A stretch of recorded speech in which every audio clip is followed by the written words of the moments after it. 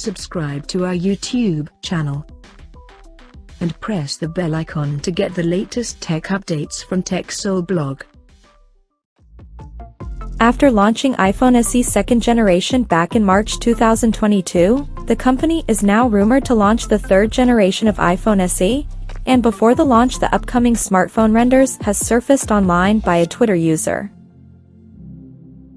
If these leaks are to be believed, the new iPhoneSE will feature a flat screen with a dynamic island cutout at the top center that houses a selfie camera, along with some other sensors.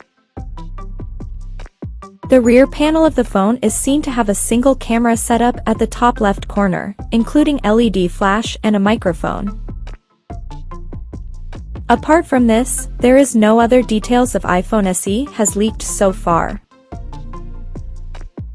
So as of now, that's all we know about the upcoming iPhoneSE smartphone, and we'll come to know more details about the phone in the coming days. Till then, stay tuned to TechSole Blog YouTube channel for more tech updates. Thanks for watching. We'll see you guys in our next video.